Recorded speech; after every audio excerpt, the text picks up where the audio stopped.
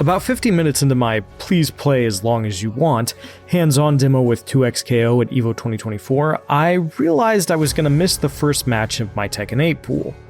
About 30 seconds later, I also realized I didn't care. I was having too much fun.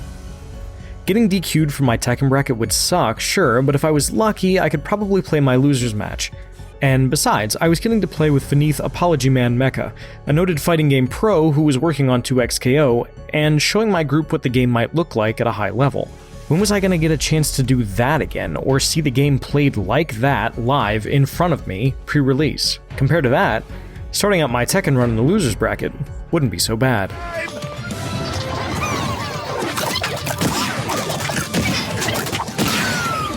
This wasn't my first rodeo with 2XKO.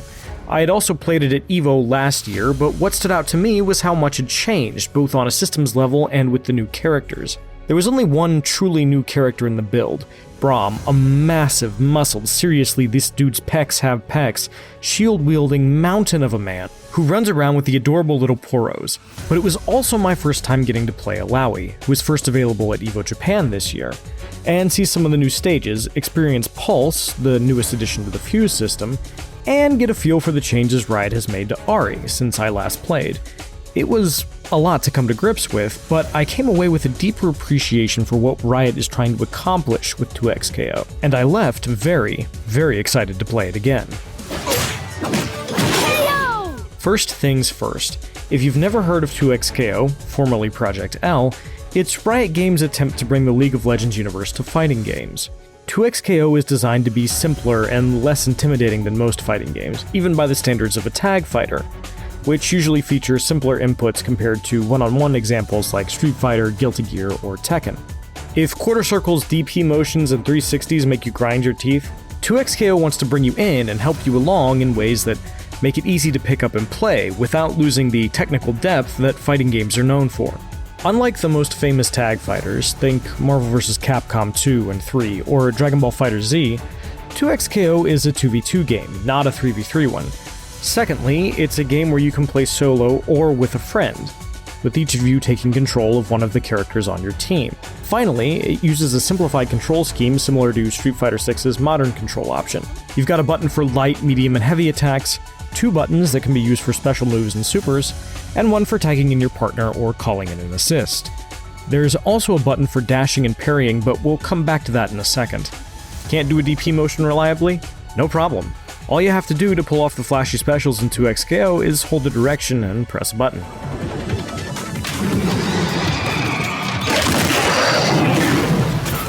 So yeah, 2XKO is easy to pick up and play, but it also has all of the sicko, affirming, stuff a fighting game needs.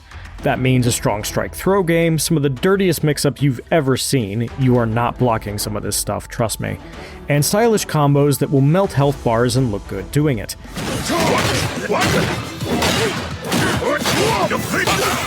Everything the body needs, all in one very beautifully animated package.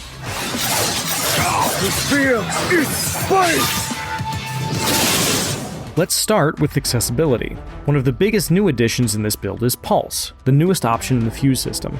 You select your Fuse option before a match starts, and you've got a lot of choices. The first is Double Down, which allows you to chain your point character's super into another super from your backline character for massive damage. You've probably heard this referred to as a DHC, or Delayed Hyper Combo if you're a Marvel or DBFZ player. Freestyle, which lets you tag in your partner twice in a single sequence. 2x Assist, which gives you 2 assist options in a single assist call-in, and Fury, which automatically boosts your damage when your health is low. All of these are great options, but Pulse joins Fury as being geared for new players. With Pulse, you can just mash light, medium, or heavy and get an auto combo. That's not to say that 2XKO's regular combos are super difficult by default. You can do a basic combo by chaining light, medium, heavy, and special together from weakest to strongest. But Pulse is a great way to get a feel for how characters operate, especially if you're new to the game or, like me, playing it for the first time in a year. Alawi wins! I also really like the changes to Ari. Previously, you had to manage the charges for her Foxfire special and manually reload them, which was difficult. Now you can spend them one at a time and get access to a 3-hit Rekka that Ahri can choose to cancel into a mix-up or continue combos with. This makes her easier, and more fun, to pick up and play. One of her special moves also changed from a bomb to a projectile that stays in place for a moment before homing in on your opponent. It allows for some cool setups and shows that Riot is listening to the player base and incorporating the feedback they're getting into the game. Then there's Braum, who is completely new to this build. Don't let his muscles fool you. Braum's a defensive powerhouse with an unbreakable shield that he can power up with ice magic. Unsurprisingly, that makes up a large part of his kit. Certain moves coat his shield in ice, allowing him to armor through attacks, stealing back his turn, or winning neutral interactions he might otherwise lose. His assists also let him pop in and shield a tag partner, or get the party started with a charge attack. Oh, and he can throw his adorable furry poros at you too. Braum works best as a support character, but don't let that fool you either. He can absolutely dish out the damage if he hits you. He's a unique character, and seeing him played at a high level made me excited to get him into the lab and see what I can do with him with some practice.